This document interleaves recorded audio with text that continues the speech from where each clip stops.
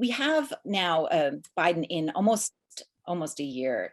Have you seen a change in his foreign policy towards Latin America? And, how has some of what him and his administration done to support, more popular democratic movements in Latin America, or maybe they aren't?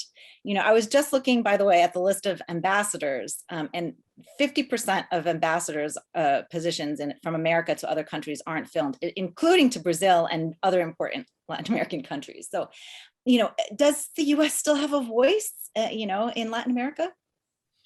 I think rhetoric has changed for sure. There is more focus on human rights, for instance, and it was not the case with Trump. But I will say that the main concern is China. China is becoming a major player in the region, especially in the southern countries, Argentina, Chile, Brazil, Uruguay. It's the main trade partner of these countries. It's the nation that has more resources to offer, for instance, in terms of infrastructure development. So I would say that American foreign policy with Trump and now with Biden, of course, with many differences, but its main goal is China, the main preoccupation. Of course, there are other realities, different relations with the Caribbean countries, Central America, because of immigration. That's a major concern also because of domestic politics in the US.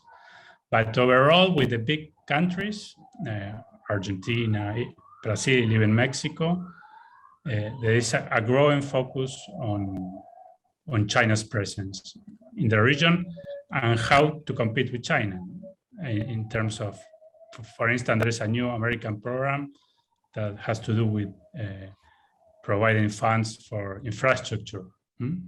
Remember that many countries in the region have already signed the One Road initiative of China.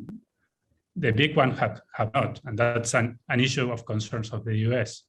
The US doesn't want these countries to get to adapt, for instance, 5G Chinese technology. The US doesn't want Latin American countries to be part of the One Belt, One Road initiative. So I will say what you are seeing in the last years is that major change. There is also immigration, climate change, but the main concerns, in my view, is China's presence. I think that's a great example. So I have a colleague who is now doing business in Colombia, going outsourcing. And, Colombia and the American have had traditionally a long history, a lot of foreign direct investment, a lot of support. And he thinks that Colombia is just the best country to do business. And yet I was looking at the numbers, and China from out of nowhere is now Colombia's #2 trading partner. And so to your point, has the US been proactive enough against some of the work that China's done, even in terms of providing vaccines? Let's not forget, we're still in the middle of a pandemic. I know that numbers in Latin America are going down, but we still are in a global pandemic. Has China been able to make inroads over this last year because of their providing vaccines, et cetera, and more support? I think at the beginning of the pandemic, some countries, and I would say Russia, at least in the case of Argentina, was more active than the US, selling vaccines while the US was providing vaccines to American population and not exporting them. But after a period of time, the US has been quite active donating vaccines throughout the region. I think it's by far the main player in that sense. But I would say the US has an advantage that in terms of values, most people will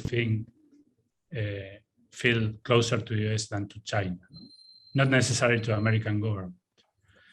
But the US still has an advantage in terms of soft power. That's for sure. The thing is, it takes time to develop a strategy, I think, and a rhetoric that works. Sometimes it seems to me that the US uses a rhetoric that's quite similar to the one used during the Cold War. And it's not necessarily the same, no? Because Latin American countries felt threatened, societies, the elites, of a Soviet presence because of communism. No? You have the church, the private sector, that are fighting for their life if the communists arrive. But it's not the same with China.